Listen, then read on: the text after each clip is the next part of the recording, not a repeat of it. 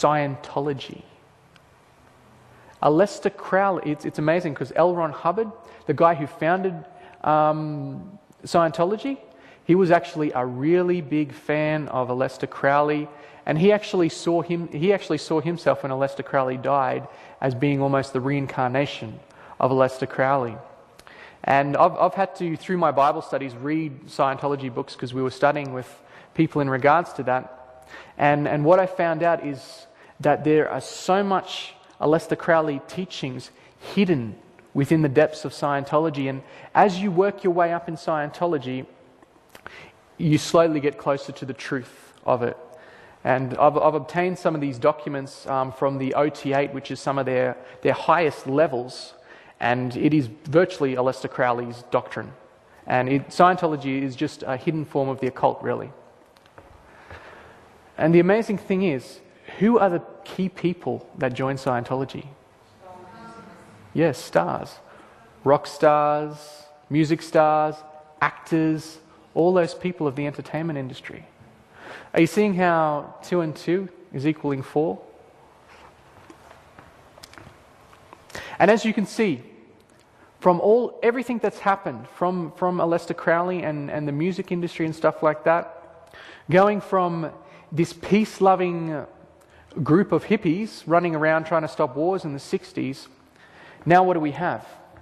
We have aggressive youth that have risen up, that train themselves how to kill with computer games, that are constantly fed by occult themes in movies, in games, and the music stars of today are all singing about violence, sex, immorality, you name it. There's nothing sacred anymore. So that's the problem with this music industry and everything behind it. A lot of times, Satan always appears as an angel of light first. And it's not until he's developed his fruits that you begin to see that angel of darkness. And Matthew 24 tells us that he will come in the last days as an angel of light. And I think it's Matthew 24, or it might be Revelation. But yeah, the scriptures tell us that. Aleister Crowley said that there would be a bloody revolution to usher in the new age of Antichrist. Just like the 60s revolution was a peaceful one, Satan has evolved his entire movement, and now you see all these youth. Here's a picture of a few of them at a concert. They're all ready. You play the right music and these kids will do whatever you say. There was actually a concert by Lincoln, I think it was Lincoln Park in America, and their song was called Firestarter. And when they were on the stage, they began singing this Firestarter song. And then they started telling the crowds, burn everything, burn, start fires. And they started yelling like this. And there was revolts. All they had to do was point. And then all the children there started burning down the stages. They started getting Molotov cocktails, making them somehow. They must have had petrol on them or something. But they started throwing them over the fences, burning down stages, rioting against the police. And it was just from this one song. And just because they gave the command to go. And there's a scriptural principle in that's going to happen in the last days, which can be found in Daniel, which we're going to look at next time. So to wrap this up, what is this all about? To sum up his entire theology, everything Aleister Crowley was trying to do, we'll read this. He says, they must accept the book of the law as the word and the letter of truth, and the sole rule of life. They must acknowledge the authority of the Beast 666 and of the Scarlet Woman as in the book it is defined, and accept their will as constituting the will of the whole order. To put this in English, they basically must accept the book of the law, which is Aleister Crowley's teachings or the philosophy behind it, which is basically New Age doctrine. And they must acknowledge the authority of the Beast 666 and of the Scarlet Woman. Now, us as Adventists, who is the beast? Who is the woman? You see, this isn't really about just some people who are into witchcraft bringing around these agendas. It's amazing how this actually goes back to the Vatican. And this is about the Vatican and the papacy.